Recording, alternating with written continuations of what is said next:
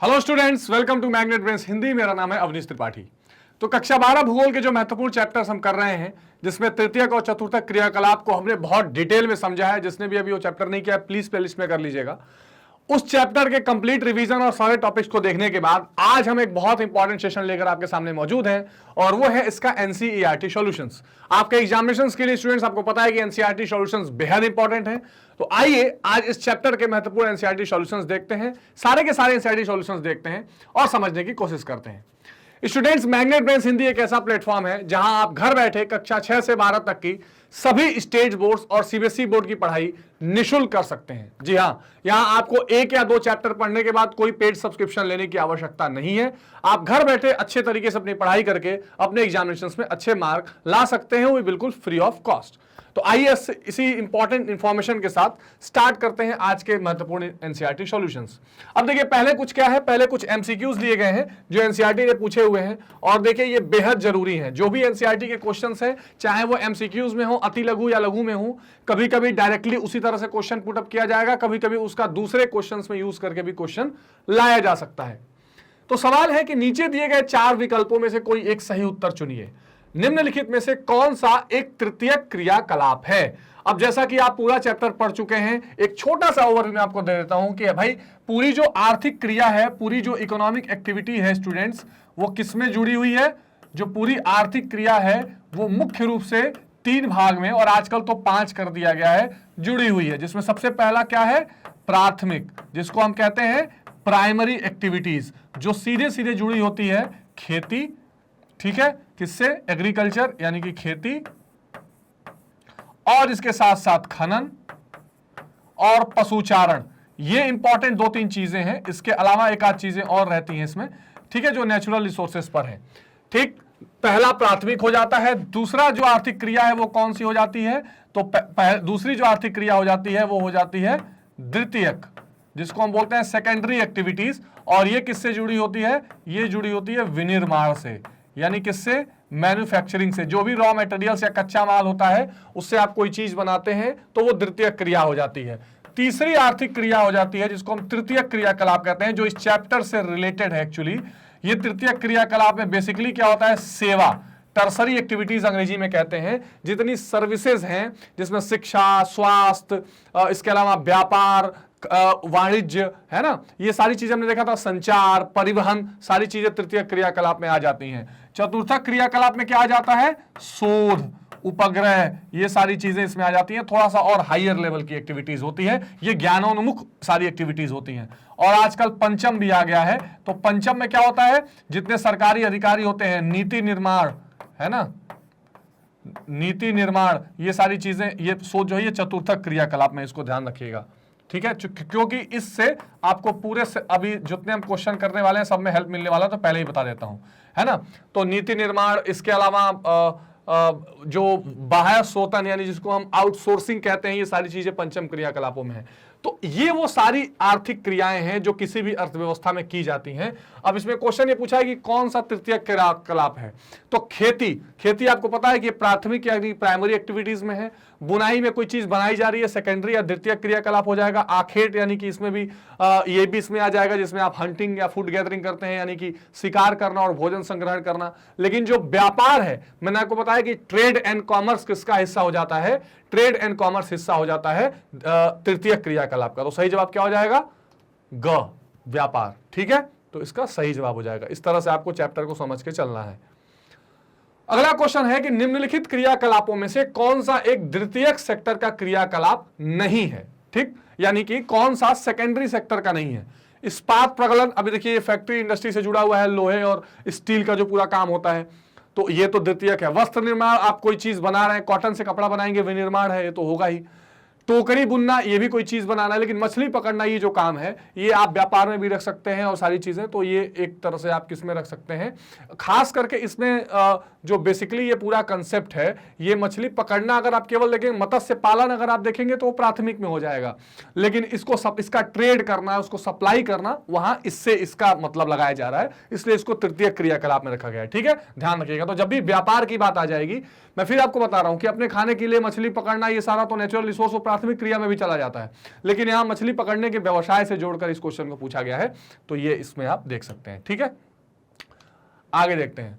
निम्नलिखित में से कौन सा एक सेक्टर दिल्ली, मुंबई, चेन्नई और कोलकाता में सर्वाधिक, अच्छा पिछले क्वेश्चन को एक चीज और मैं क्लियर कर दूं, आप दोनों तरीके से देखें, अगर इसमें पूछा था द्वितीयक सेक्टर का नहीं है तो आप इसको तृतीयक मान ले या प्राथमिक मान ले, द्वितीयक तो नहीं है, इसलिए सही जवाब मछली पकड़ना। ये ध्यान रखिए, कंफ्यूज मत होइएगा कि सर मछली पकड़ना तो प्राथमिक सेक्टर का, आप तृतीयक में क्यों बता रहे हैं, तो आप प्राथमिक में भी अगर लेके चलें तो भी द्वितीयक नहीं है, क्वेश्चन के हिसाब से ग इसका सही जवाब है। निम्नलिखित में से कौन सा एक सेक्टर दिल्ली, मुंबई, चेन्नई और कोलकाता में सर्वाधिक रोजगार प्रदान करता है? देखिए ये सारी क्या है, दिल्ली, मुंबई, चेन्नई और कोलकाता क्या है, भारत की मेट्रो सिटीज कही जाती है। क्या कही जाती है? मेट्रो सिटीज कही जाती है ना, मेट्रो सिटी, मेट्रो शहर, और एक महानगर, जो भारत के 4 महानगर हैं ये माने जाते हैं।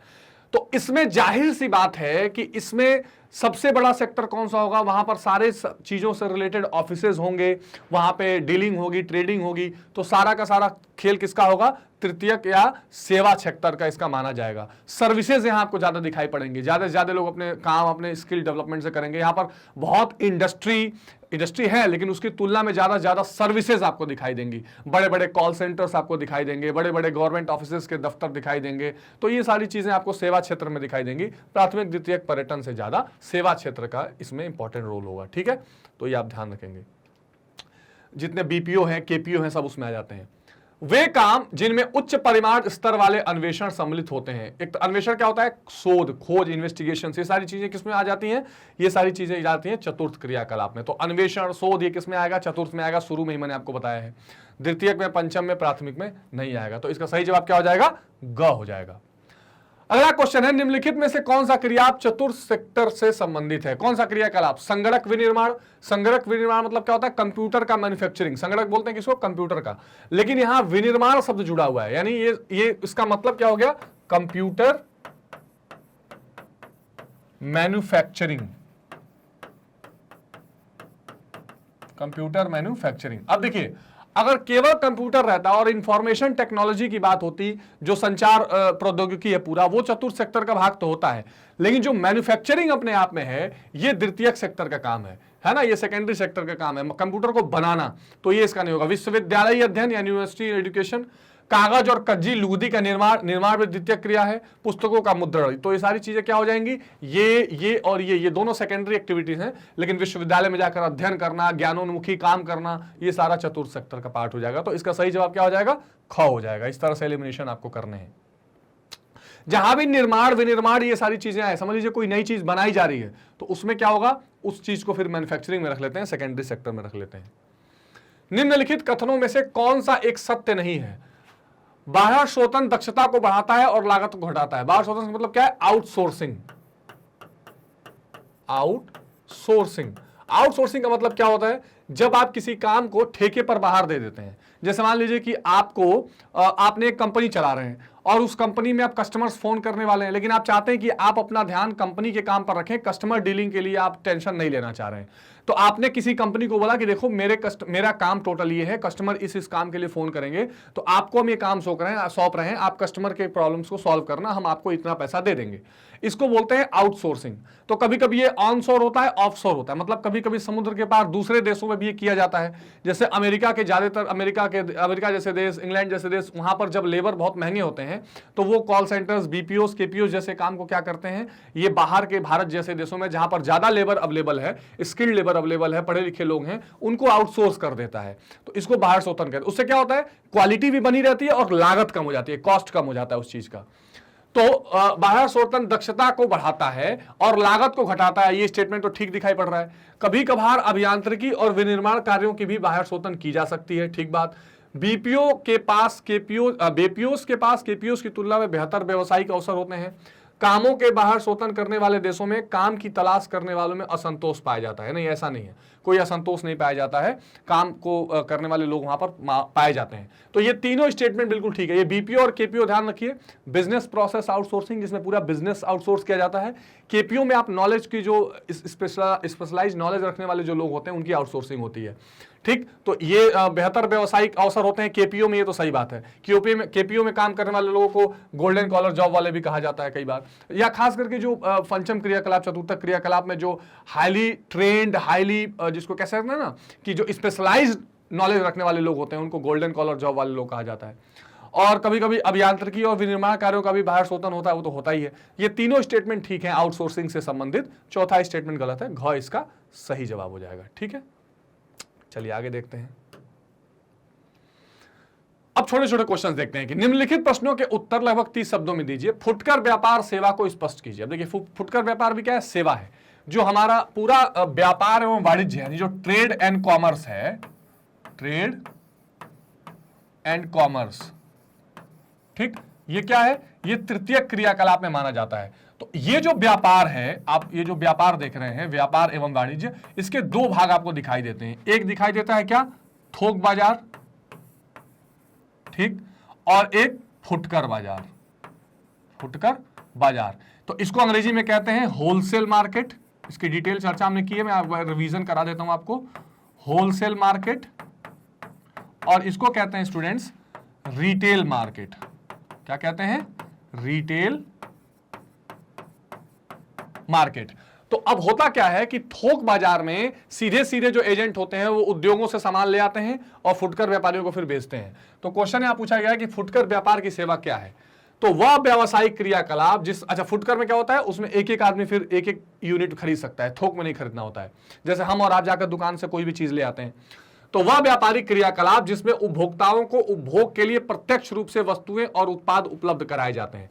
उपभोग का मतलब क्या है, कंज्यूम करना। जैसे मान लीजिए आपको ब्रेड चाहिए, आपको दूध चाहिए, आपको पेन चाहिए, किताबें चाहिए, तो आप डायरेक्ट दुकान पे गए और ले आए। ऐसा नहीं है कि आप थोक में कहीं से इंडस्ट्री में लेने गए, फिर उसको खोल के बांटेंगे आप और फिर छोटे छोटे रिटेलर्स को बेचेंगे, नहीं। जब आप डायरेक्ट किसी दुकान पर जाकर डायरेक्ट चीजें खरीदते हैं, वो फुटकर व्यापार की सेवा कहलाती है। रिटेल ट्रेड सर्विसेज जिसको कहा जाता है, जो किसका भाग होती है, तृतीय क्रियाकलाप का भाग होती है। ठीक है स्टूडेंट्स, तो ये आप ध्यान रखेंगे, ये है थोक व्यापार की सेवा। चतुर्थ सेवाओं का वर्णन कीजिए, जिसको क्या कहते हैं, क्वाटरनरी एक्टिविटीज। देखिए प्राथमिक को बोलते हैं प्राइमरी एक्टिविटीज, सेकेंडरी बोलते हैं द्वितीय को, टर्सरी एक्टिविटीज बोलते हैं किसको, तृतीय क्रियाकलाप को, चतुर्थ क्रियाकलाप को बोलते हैं क्वाटरनरी एक्टिविटीज, और क्विनरी एक्टिविटीज बोलते हैं पंचम क्रियाकलाप को। तो चतुर्थ सेवाओं में सूचना आधारित तथा अनुसंधान और विकास, क्या क्या चीज, इंफॉर्मेशन, ठीक, खास करके इंफॉर्मेशन टेक्नोलॉजी। ये शब्दों को आप बिल्कुल ध्यान रखेंगे, इन शब्दावलियों का बड़ा इंपॉर्टेंट है एग्जामिनेशन में। तो सूचना आधारित और अनुसंधान और विकास यानी रिसर्च एंड डेवलपमेंट। जैसे उपग्रह भेजना है, सैटेलाइट्स भेजने हैं, बड़ी बड़ी टेक्नोलॉजी डेवलप करनी है, नवाचार जो है, सारे इनोवेशंस, ये सारी चीजें किस में आ जाएंगी, चतुर्थ क्रियाकलाप में आ जाएंगी। तो चतुर्थ सेवाओं में सूचना आधारित तथा अनुसंधान और विकास आधारित क्रियाकलापों को सम्मिलित किया जाता है। इनके अंतर्गत सूचनाओं का संग्रहण यानी कलेक्शन ऑफ इंफॉर्मेशन, अंग्रेजी के शब्द भी ध्यान रखेंगे जिससे आप रिकॉल कर सकते हैं, कलेक्शन ऑफ इंफॉर्मेशन या डेटा भी आप कह सकते हैं। ठीक है, तो सूचनाओं का संग्रहण, उत्पादन एवं प्रकीर्णन अथवा सूचनाओं का उत्पादन, ये सारी चीजें आ जाती हैं। तो ये बहुत इंपॉर्टेंट चीजें हैं जिसको आपको ध्यान रखना है। ये सारी चीजें कहां आ जाती हैं, चतुर्थ क्रियाकलापों के अंतर्गत देखी जाती हैं। ठीक है स्टूडेंट्स, आगे देखते हैं। विश्व में चिकित्सा पर्यटन के क्षेत्र में तेजी से उभरते हुए देशों के नाम लिखिए। ये बड़ा इंपॉर्टेंट कंसेप्ट है और बहुत ही न्यू कंसेप्ट है। इसको क्या बोलते हैं, एक नया शब्द आजकल दुनिया भर में चल रहा है, medical tourism. Medical tourism, medical tourism मतलब यह होता है कि जब दुनिया भर के लोग आपके यहां किसी मेडिकल सुविधा को लेने के लिए आते हैं या आप दुनिया के किसी देश में मेडिकल सुविधाओं के लिए जाते हैं, तो भारत विश्व में चिकित्सा पर्यटन के क्षेत्र में अग्रणी देश बनकर उभरा है। इसके अलावा थाईलैंड, सिंगापुर, मलेशिया जैसे विकासशील देश भी चिकित्सा पर्यटन में लाभान्वित हो रहे हैं। मतलब यहां पर स्वास्थ्य सुविधाएं, रिसर्च एंड डेवलपमेंट बढ़ रहे हैं और तरह तरह की बीमारियों का कम लागत में इलाज किया जा रहा है। तो दुनिया भर के लोग यहां पर ऐसा करने आ रहे हैं। भारत, स्विट्जरलैंड, ऑस्ट्रेलिया विशिष्ट परीक्षणों की सुविधाएं उपलब्ध करा रहे हैं। ठीक है, तो ये चिकित्सा पर्यटन का जो पूरा कंसेप्ट है, इसको आप जरूर ध्यान रखेंगे कि इसका मतलब क्या होता है। इसका मतलब होता है मेडिकल टूरिज्म, यानी कि जब आप किसी चिकित्सा के कारणों के कारण, यानी कि मेडिकल फैसिलिटीज की वजह से किसी दूसरे देश में जाते हैं या दूसरे देश के लोग आपके यहां आते हैं, तो यह अर्थव्यवस्था का एक बहुत प्रमुख भाग बन चुका है और यह तृतीय क्रियाकलाप पर्यटन में आता है। अब ये बड़ा इंपॉर्टेंट पार्ट है, अंकीय विभाजन क्या है, और ये क्वेश्चन एग्जामिनेशंस में आने के लिए संभावनाएं रहती हैं।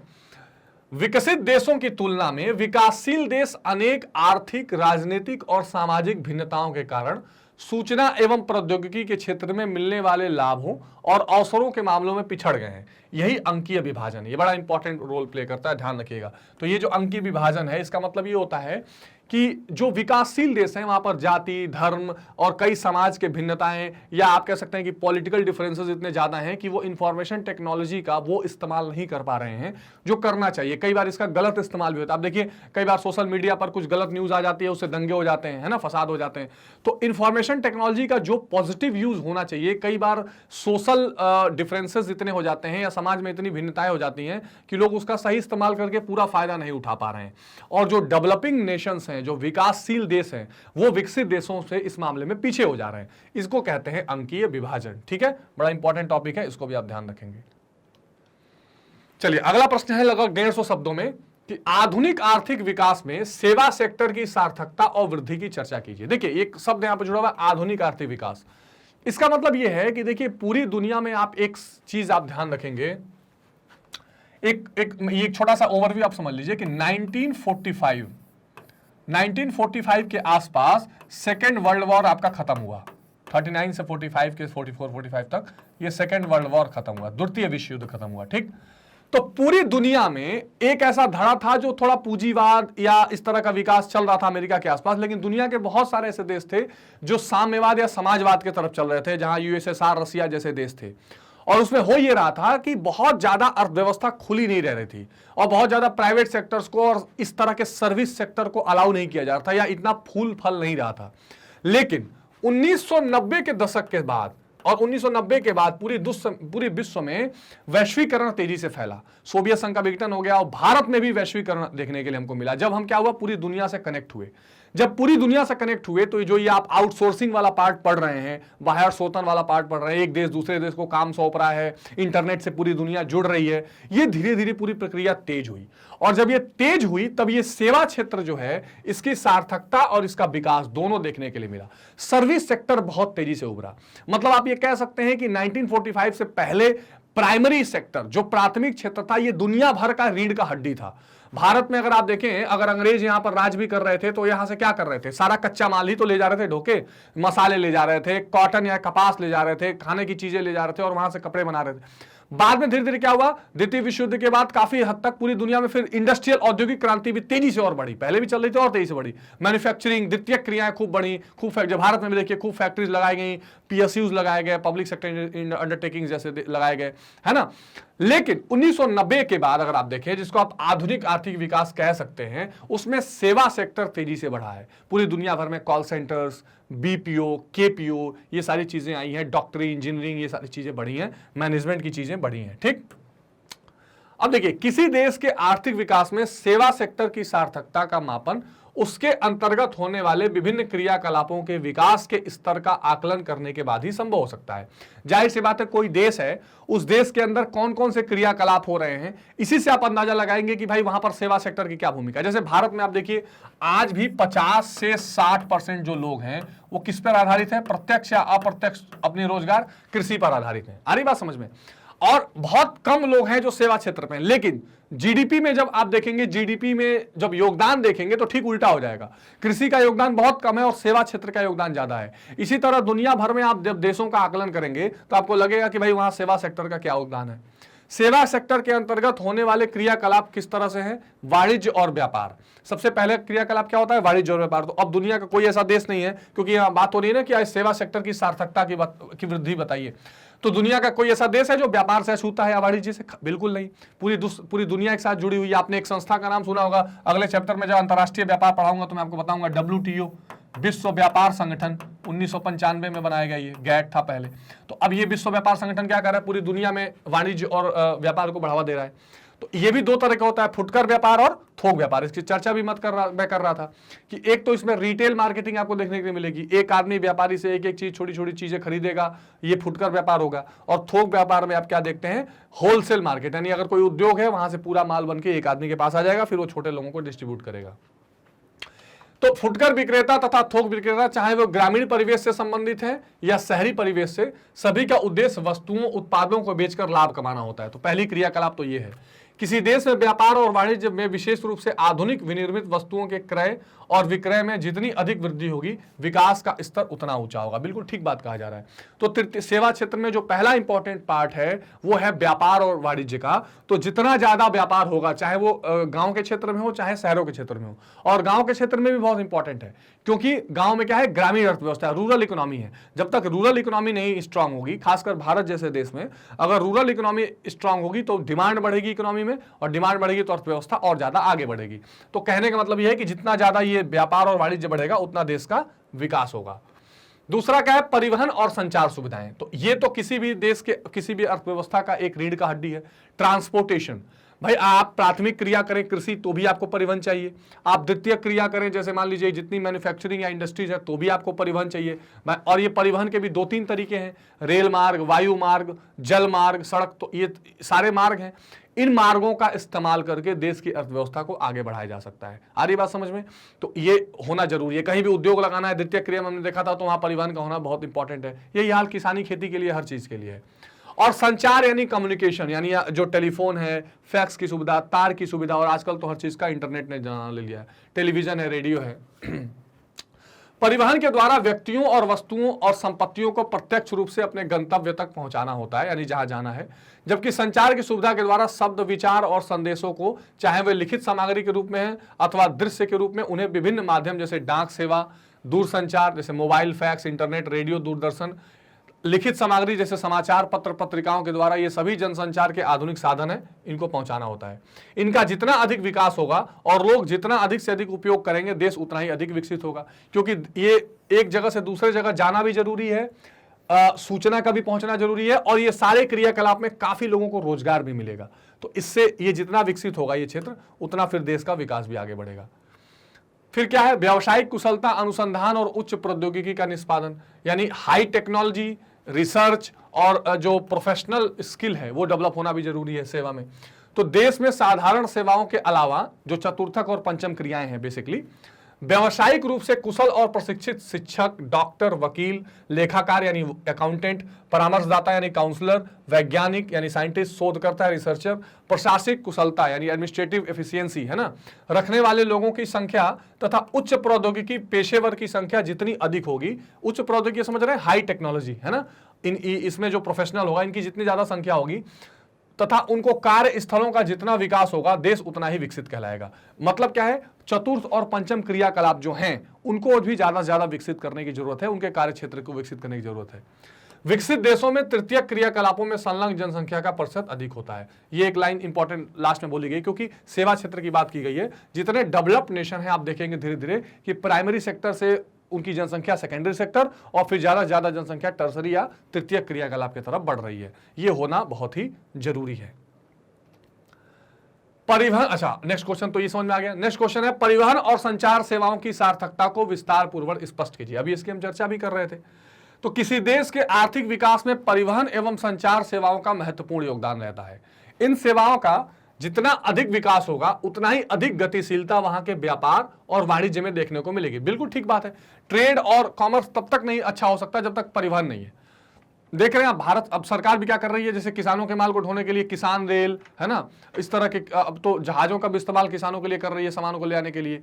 उसके अलावा आप देखिए कि खेतों से बाजार तक जो सामान लाना है उसको ले जाने ढोने के लिए परिवहन की सुविधा चाहिए, तो रेल मार्ग से, सड़क मार्ग से, वायु मार्ग से, जल मार्ग आजकल बहुत ही पूरी दुनिया भर में इसका डेवलपमेंट हो रहा है। अगर आप जर्मनी में रूर का इलाका देखें, इसके अलावा अमेरिका में जो मिशिगन वाला झील वाला इलाका है, सुपीरियर झील है, एरी झील है, भारत में भी इस तरह का प्रयास किया जा रहा है। जैसे भारत में राष्ट्रीय जलमार्ग 1,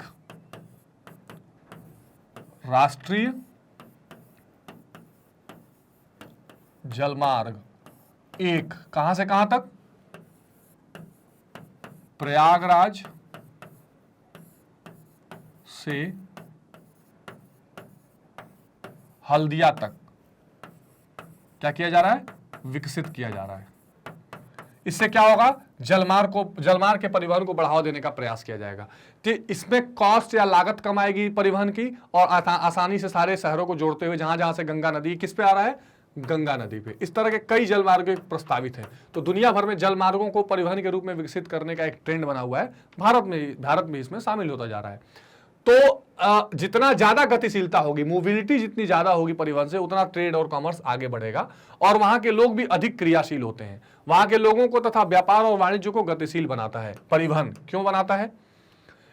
आप देखिए परिवहन एक ऐसी सेवा या सुविधा है जिससे लोग विनिर्मित कच्चा माल, ये देखिए विनिर्मित वह कच्चा माल एक स्थान से दूसरे स्थान पर ले जाते हैं।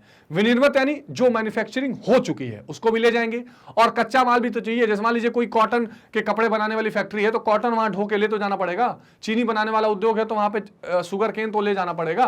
तो एक स्थान से दूसरे स्थान तक ले जाती है। आधुनिक समाज में वस्तुओं के उत्पादन, वितरण और उपभोग के लिए द्रुतगामी परिवहन व्यवस्था चाहते हैं। परिवहन में दूरी को कई तरह से नापा जाता है। मार्ग की लंबाई के रूप में कि भाई कितना लंबा मार्ग है, उसको भी ट्रांसपोर्टेशन में देखा जाएगा।